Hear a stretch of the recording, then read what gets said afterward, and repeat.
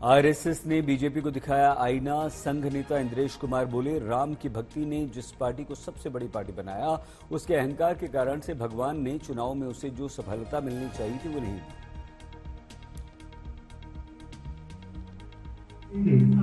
पर धीरे धीरे अहंकार आ गया, उस पार्टी को सबसे बड़ी पार्टी घोषित कर दिया। संघ प्रचारक इंद्रेश कुमार ने इंडिया गठबंधन पर भी किया वार। बोले, जिन्होंने राम का विरोध किया, भगवान ने सभी के मिलने के बावजूद चुनाव में उन्हें नंबर 1 नहीं बनने दिया, नंबर 2 पर रोक दिया। जिन्होंने राम का विरोध किया, उनमें से किसी को भी शक्ति नहीं दी, सब मिलकर भी नंबर 1 नहीं बने, नंबर 2 पर खड़े कर दिए। इस पार्टी ने भक्ति की, अहंकार आया, उसको 241 पर रोक दिया, पर सबसे बड़ी बना दी। जिनके अंदर राम की अनास्था थी, अश्रद्धा थी, और उनको सबको मिलकर 234 पर रोक दिया।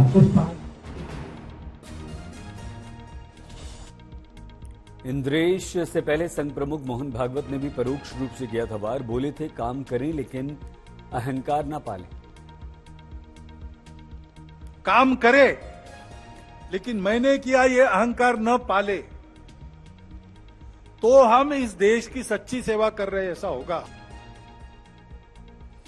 मोहन भागवत ने मणिपुर हिंसा का उल्लेख किया। बोले, 1 वर्ष से मणिपुर शांति की राह देख रहा है। अब 1 साल से मणिपुर शांति की राह देख रहा है। अब 1 साल से मणिपुर शांति की राह देख रहा है। आरजेडी को भी मिला पीएम मोदी पर वार करने का अवसर। बोले, पीएम मोदी की कार्यशैली सिर्फ खुद तक सीमित है। आरजेडी प्रवक्ता मनोज झा बोले, राम द्रोही कोई नहीं, लेकिन हम चुनावी राम भक्त भी नहीं।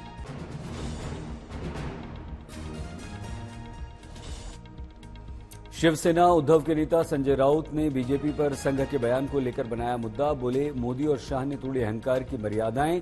किया प्रश्न, क्या संघ में बगावत करने की हिम्मत है? भाई, अहंकार की सभी मर्यादा तो मोदी और शाह जी ने तोड़ दी है और उसके चपेट में आरएसएस भी आ गया है। तो आप क्या करोगे? क्या आप में बगावत करने की हिम्मत है?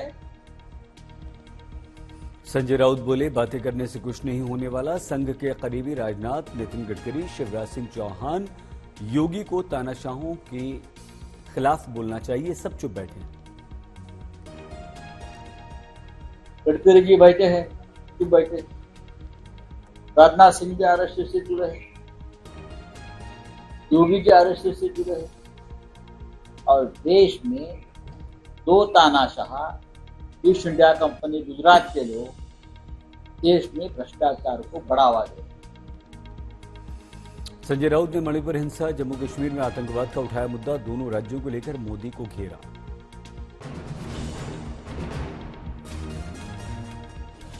संजय राउत ने किया प्रश्न। बोले, अजीत पवार की पत्नी सुनेत्रा को लोकसभा चुनाव में हार के बाद अब बीजेपी भेजेगी राज्यसभा।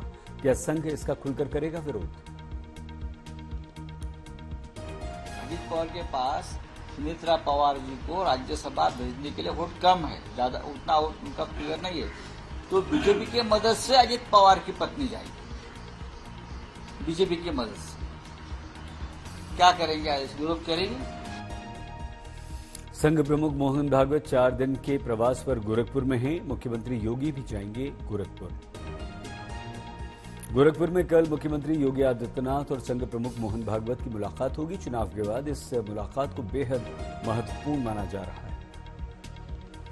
मुंबई बीजेपी अध्यक्ष आशीष शेलार ने उद्धव ठाकरे पर किया वार। उद्धव पर वोट बैंक के लिए राजनीति करने का आरोप लगाया। बोले, पीएफआई पर प्रतिबंध के समय नहीं दिया था साथ, मुस्लिम समाज के लोगों को गले लगा रहे हैं और तलवारें भेंट कर रहे हैं।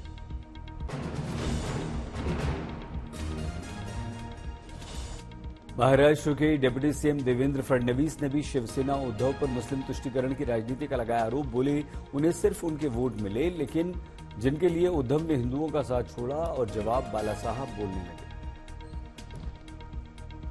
हिंदू बांधवांनो, भगिनींनो आणि मातांनो म्हणणं सोडलं होतं आणि गेले वर्ष 1.5 वर्ष ज्यांच्याकरता त्यांनी बाळासाहेबांचं नाव हिंदू हृदय सम्राट शिवसेना प्रमुख बाळासाहेब ठाकरेवरनं जनाब बाळासाहेब ठाकरे केलं होतं.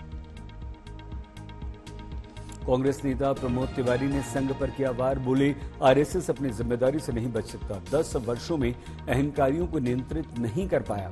चुनाव से पहले ऐसा बयान क्यों नहीं दिया. कुवैत अग्निकांड में मरने वाले 45 भारतीयों के शव लेकर कोची पहुंचा एयरफोर्स का विमान. शाम को भेजे जाएंगे शव दिल्ली. कुवैत अग्निकांड में कुल 49 लोगों की गई थी जान. कई लोग हुए थे घायल. कुवैत पहुंचे थे विदेश राज्य मंत्री कीर्तिवर्धन सिंह. अस्पताल में अग्निकांड वाले घायलों से मुलाकात की. G7 सम्मेलन में हिस्सा लेने के लिए इटली पहुंचे पीएम मोदी. अपुलिया के एयरपोर्ट पर भव्य स्वागत. पीएम मोदी के सम्मान में आर्मी ने बजाया बैंड. सभी लोगों ने हाथ जोड़कर किया वेलकम. पीएम ने सभी अधिकारियों से गर्मजोशी के साथ मुलाकात की. हाथ जोड़कर अभिवादन स्वीकार किया.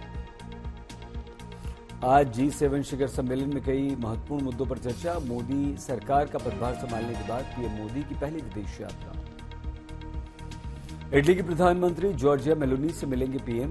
मेलोनी के साथ पीएम करेंगे द्विपक्षीय बैठक.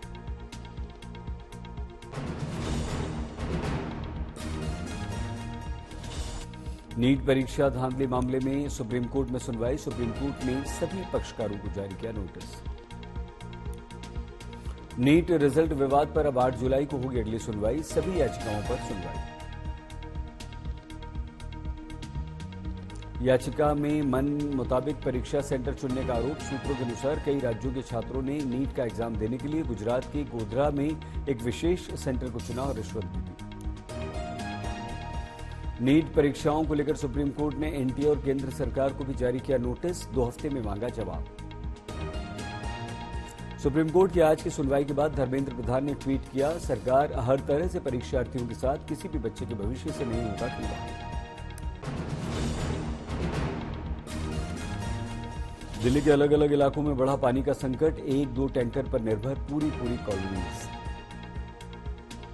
सर्वोच्च न्यायालय में चली जल संकट पर सुनवाई. दिल्ली सरकार ने कहा दिल्ली में जल संकट के लिए टैंकर माफिया जिम्मेदार. बीजेपी प्रदेश अध्यक्ष वीरेंद्र सचदेवा ने आज तक के स्टिंग दिखाने पर बधाई दी. बोले दिल्लीवासी आम आदमी की सरकार को जल्द से जल्द हटा देंगे. बधाई देता हूं इस चैनल को और साथ ही दिल्ली वालों को भी कहता हूं कि दिल्ली से इस भ्रष्ट सरकार को हटाना बहुत जरूरी है. दिल्ली में पानी की कमी प्राकृतिक नहीं, आम आदमी पार्टी के भ्रष्टाचार के कारण पैदा हुई है. जल संकट मामले में हिमाचल सरकार का जवाब, हमारे पास राजधानी दिल्ली को देने के लिए 137 क्यूसेक अतिरिक्त पानी नहीं.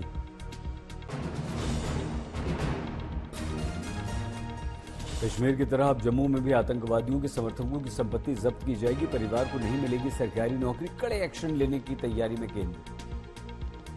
अमरनाथ यात्रा के लिए 500 से अधिक कंपनियां तैनात होंगी. सुरक्षा और रक्षा एजेंसी की बैठक में ये बड़े निर्णय लिए गए.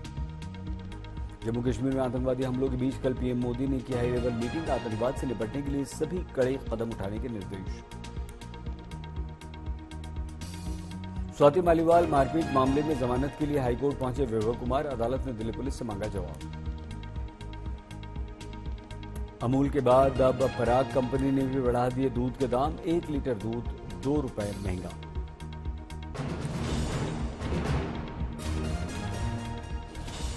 हरियाणा के सोनीपत में नेशनल हाईवे 44 पर टला बड़ा हादसा. चलती गाड़ी में भयंकर आग लगी. कार ड्राइवर और उसके दोस्त ने गाड़ी से कूदकर बचाई जान. हादसे में गाड़ी हुई खाक. धौलपुर में 24 वर्ष की दलित विवाहिता का 4 युवकों ने किया रेप. आरोपियों ने पीड़िता को 4 दिनों तक बंधक बनाकर रेप किया. रेप के बाद आरोपियों ने महिला को 1 लाख रुपए में दूसरे लोगों को बेच दिया. पुलिस ने कई धाराओं में मामला दर्ज किया. यूपी के अमरोहा में पटाखों की फैक्ट्री में भीषण आग, 4 घायल. अलवर में शादी में आए रिश्तेदार ने युवती का बनाया अश्लील वीडियो. ब्लैकमेल करके किया दुष्कर्म. गुजरात में बारिश ने दी दस्तक. डांग जिले में पहाड़ों पर बादल फटने से खापरी नदी में अचानक से आ गई बाढ़. मध्य प्रदेश के खरगोन में बंदूक की नोक पर नवविवाहिता महिला का घर से किया अपहरण, 6 बदमाश शामिल, ग्रामीणों ने पीछा करके 2 को दबोचा। दिल्ली में फर्जी जाति प्रमाण पत्र बनाने वाला गिरोह का भंडाफोड़, पुलिस ने 4 को गिरफ्तार किया।